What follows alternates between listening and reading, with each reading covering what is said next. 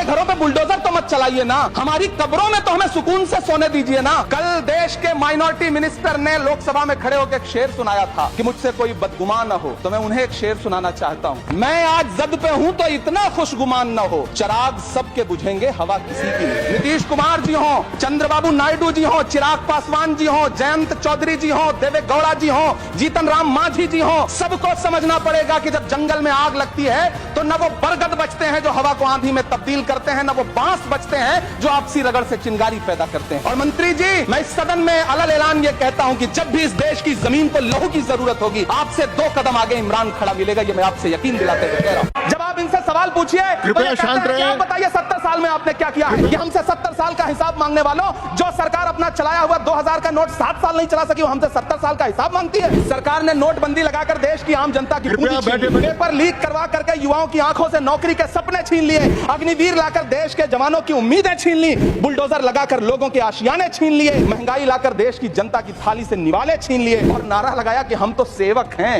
18-18 घंटे काम करते हैं। इन्हीं लोगों के लिए किसी ने शेर कहा है कि जो सच और झूठ में दूरी है वो दूरी समझते हैं, सियासी हाकिमों की हम भी मजबूरी समझते हैं, वो अपना हक समझते हैं निवाला छीन लेने को, डकैती को बहुत से लोग मजदूरी समझते हैं। हमें पता है कि कैसी मजदूरी की जा रही है। एक तरफ तो इस बजट में पीएम आवास योजना के तहत 3 करोड़ अतिरिक्त मकान देने की घोषणा है और दूसरी तरफ लखनऊ के अकबर नगर में 1280 वो मकान हैं जिन्हें रिवर फ्रंट बनाने के नाम पे बुलडोजर से जमींदोज कर दिया गया। लोग चीखते रहे, बच्चे बिलखते रहे, वसुधैव कुटुंबकम का नारा लगाने वाली सरकार इंसानों के घरों दे उजाड़ कर जश्न मना रही है। सभापति महोदय, मेरा बहुत भावुकता के साथ देश के प्रधानमंत्री से सवाल है कि इन उजड़ते हुए मकानों और बेघर होते हुए घरों को देख करके आपको नींद कैसे आती है, आप सो कैसे पाते हैं? मेरा सवाल है इस देश के प्रधानमंत्री से, या तो लोगों के घरों दे उजाड़ना बंद करिए या फिर करोड़ों मकान बनाने की झूठी घोषणाएं करना बंद करिए। इलेक्टोरल बॉन्ड खरीदने वालों के नाम छुपाने वाली सरकार इन दिनों आम के ठेला लगाने वालों के नाम जानना चाहती है। मुझे तो होटलों, ढाबों या आम के ठेलों पर नेम प्लेट लगवाने वालों से पूछना है कि कभी खून की बोतल पर देखा है किसी का नाम लिखा हुआ?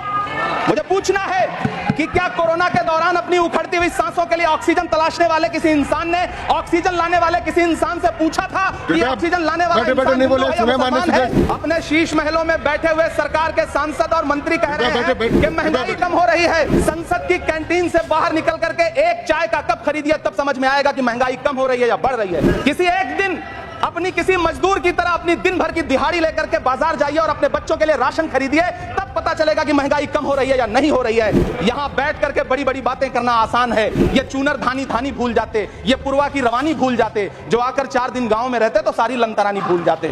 किसानों से चिढ़ी हुई सरकार ने बजट में किसानों के एमएसपी की लीगल गारंटी नहीं दी, लेकिन याद रखिएगा, जो किसान का नहीं वो हिंदुस्तान का नहीं। मुझे वित्त मंत्री जी से पूछना है कि वो जो कुछ साल पहले 100 स्मार्ट सिटी बनाने का ढोल पीटा गया था, सुना है उस ढोल में पानी भर गया है, इसीलिए आपने उसका नाम बदल करके सिटीज ऑफ ग्रोथ हब्स रख दिया। अच्छा है, नाम बदलने का खेल खेलते रहिए, आपकी कई सरकारें तो इसी वजह से चल रही हैं। जिस देश में टमाटर 100 रुपए किलो बिक रहा हो, उस देश की वित्त मंत्री के पास बजट में महंगाई पर बोलने के लिए सिर्फ 10 शब्द है। ऐसा लग रहा है जैसे वित्त मंत्री महोदया ने बजट नहीं तैयार किया है, बल्कि प्रधानमंत्री जी की मन की बात का संकलन तैयार किया है। टूटा हुआ लश्कर का भरम देख रहे हैं और जिल्ले इलाही के करम देख रहे हैं।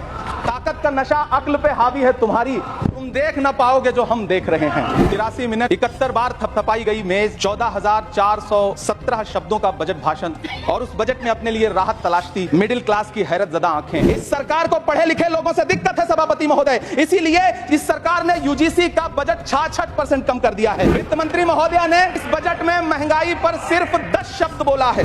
डीजल, पेट्रोल, आटा, चावल, दाल, सब्जी की महंगाई का तो कोई जिक्र ही नहीं। सावन चल रहा है तो प्याज और लहसुन का दाम पूछना तो शायद पाप होगा। मैंने तो यह भी सुना है कि वित्त मंत्री जी जो चीज खुद नहीं खाती हैं, उसके दाम से उनका कोई लेना देना नहीं होता।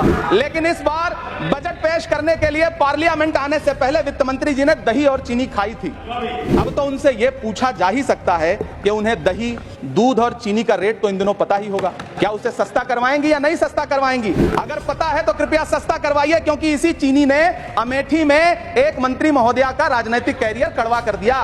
बजट बैसाखी पर टिकी हुई सरकार का कुर्सी बचाओ बजट है। इस बजट में राज्यों के साथ, किसानों के साथ, नौजवानों के साथ, महिलाओं के साथ, देश के मिडिल क्लास के साथ अन्याय किया गया है और इस अन्याय का खामियाजा आपको महाराष्ट्र, हरियाणा और झारखंड के चुनाव में भुगतना पड़ेगा। इलेक्टोरल बॉन्ड खरीदने वालों के नाम छुपाने वाली सरकार इन दिनों आम के ठेला लगाने वालों के नाम जानना चाहती है। मुझे तो होटलों, ढाबों या आम के ठेलों पर नेम प्लेट लगवाने वालों से पूछना है कि कभी खून की की बोतल पर देखा है किसी का नाम लिखा हुआ? मुझे पूछना है कि क्या कोरोना के दौरान अपनी उखड़ती हुई सांसों के लिए ऑक्सीजन तलाशने वाले किसी इंसान ने ऑक्सीजन लाने वाले किसी इंसान से पूछा था कि ऑक्सीजन लाने वाला इंसान नहीं बोले, मुझे पूछना है कि लावारिश लाशों के लिए कोरोना में